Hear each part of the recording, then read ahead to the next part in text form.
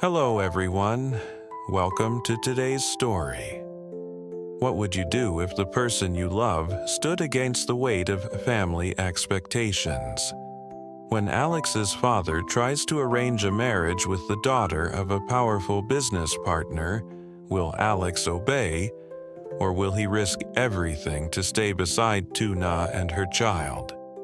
And in the quiet warmth of a family dinner, can love truly overcome the cold demands of ambition? Stay with us until the end of this story to find out. And don't forget to subscribe to the channel. Help us reach 1,000 followers so we can continue bringing you more heartfelt stories. The story begins beneath the heavy sunlight of the melon garden, where vines stretched like patient veins across the soil.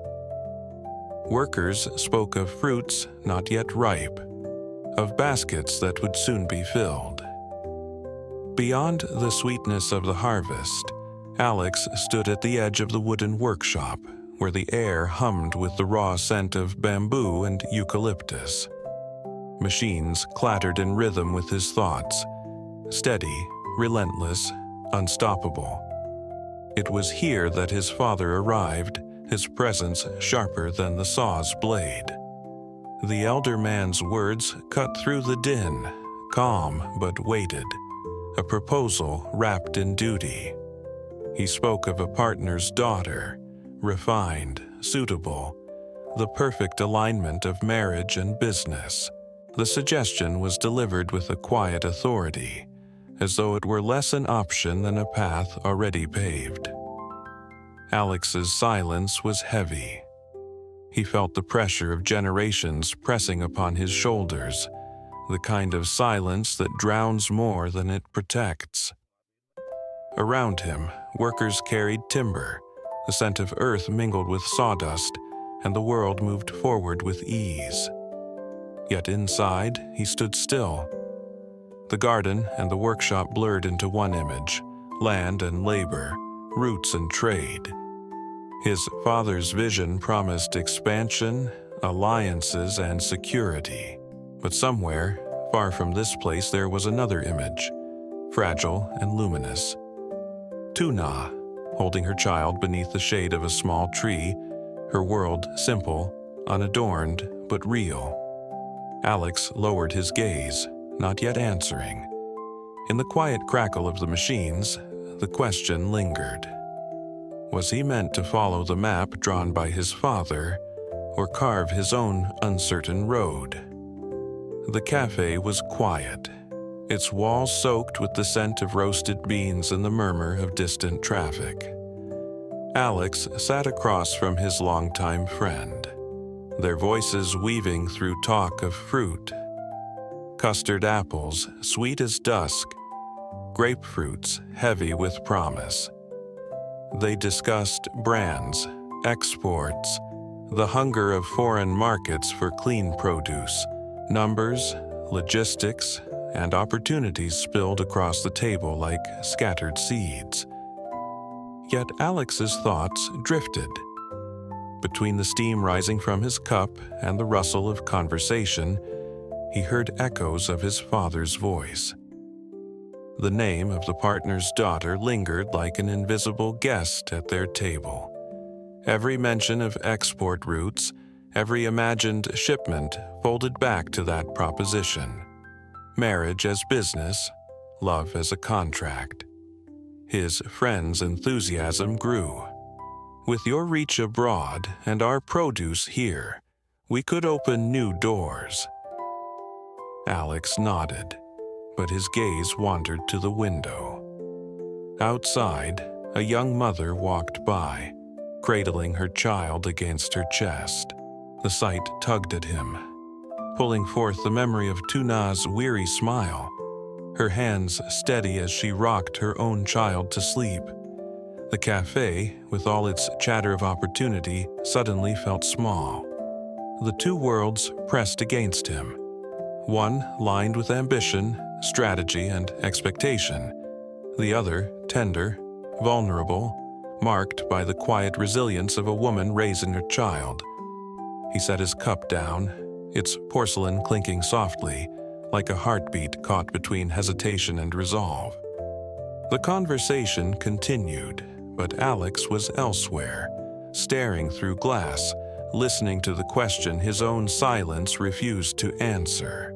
Evening settled over the fields like a slow embrace, turning the air gold before fading into blue. Alex stepped outside, leaving behind the weight of conversations that still pressed upon his chest. He reached for his phone, its glow pale against the darkening sky, and dialed the number he knew would always be answered. "Mother?"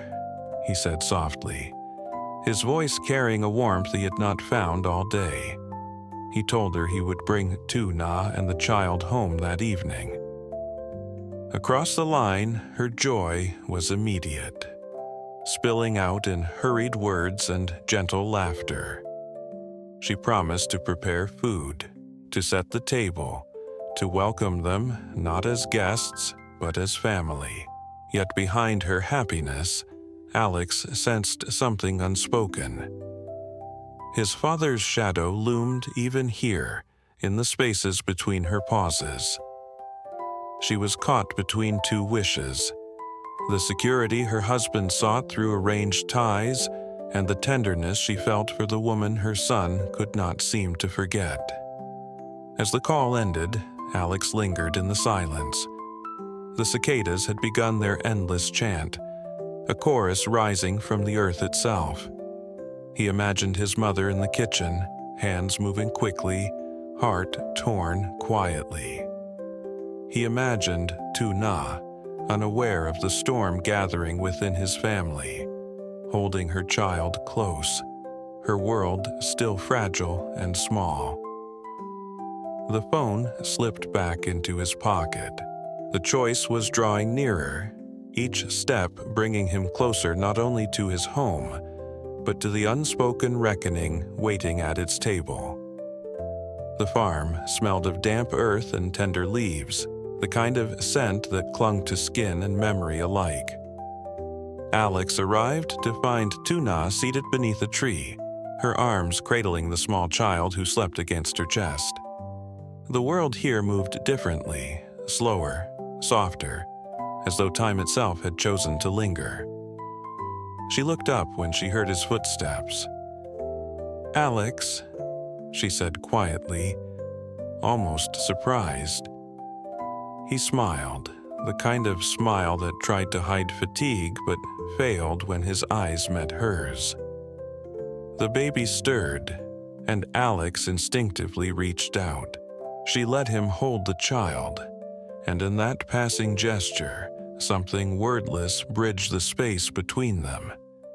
The infant's warmth seeped into his hands, fragile yet grounding. He felt the weight of innocence, the trust of a life that knew nothing of arrangements, alliances, or family expectations. Alex whispered something playful, and the child curled against him as if listening. Lytuna watched, her expression tender, but also cautious, as though she too sensed the silence that followed him from the city.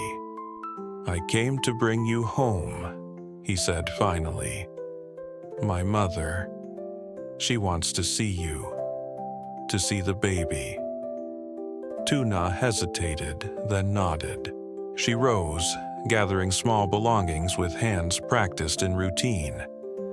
Alex remained still for a moment longer, staring at the child's face, before handing the baby back to her. Behind his calm tone, behind the gentle invitation, an unspoken question echoed. Could he carry this fragile world against the weight of his father's will? The road stretched long and quiet, bordered by fields that shimmered in the late sun. Dust rose beneath the car's wheels, drifting like ghosts in the golden air. Inside, silence settled between Alex and Lytuna, broken only by the soft breath of the child asleep in her arms. Alex kept his hands steady on the wheel, but his mind was anything but calm. He glanced at the baby, then at Lytuna, Her eyes lowered as she hummed faintly to soothe the child.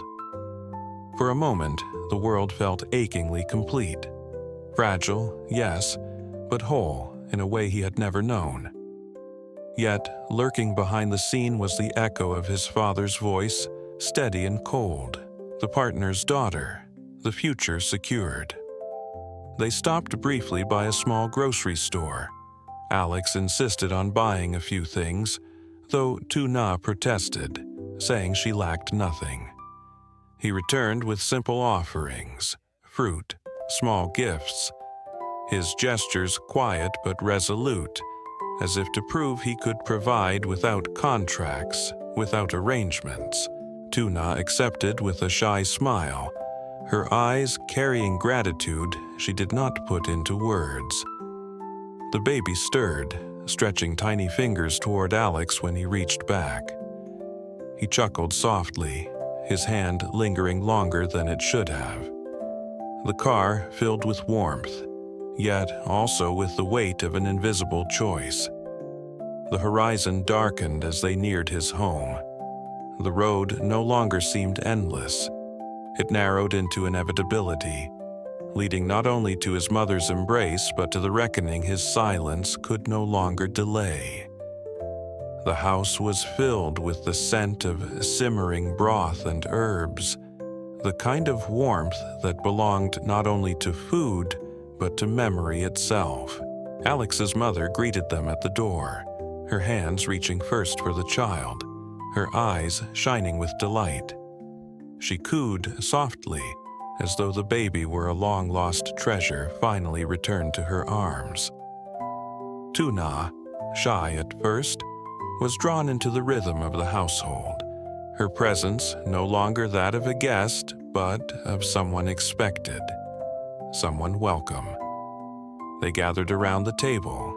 The dishes gleamed under the dim light, steam rising like whispers of gratitude. Alex's mother urged Lytuna to eat, piling her bowl with meat and vegetables, speaking with affection that wrapped itself around every word. "Bring the baby here more often," she said gently. "Don't let yourself grow lonely at the farm." Lytuna lowered her eyes, murmuring her thanks, her cheeks warmed by more than the soup. Yet beneath the hum of family, Alex felt the split within him sharpen. His mother's hope was simple. She longed for joy, for a grandchild she could call her own.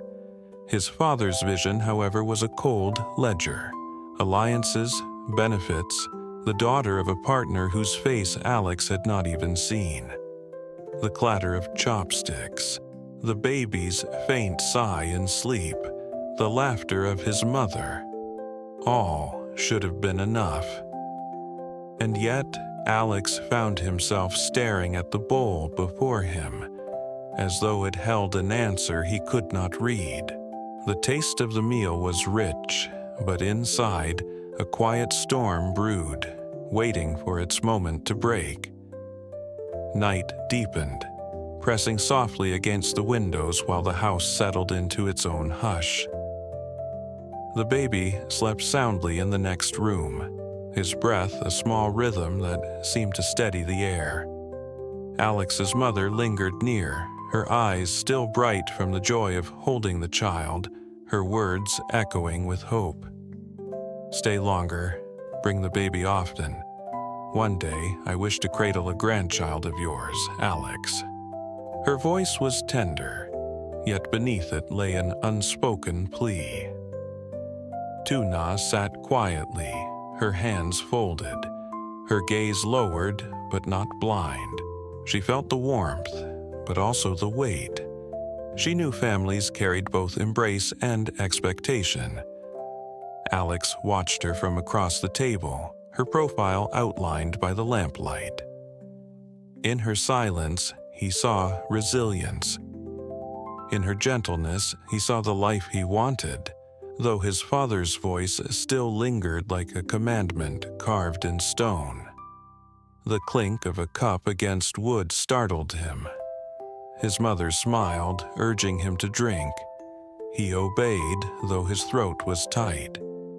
For in this stillness, he understood the true battle was not between business and love, nor between his father's command and his mother's tenderness.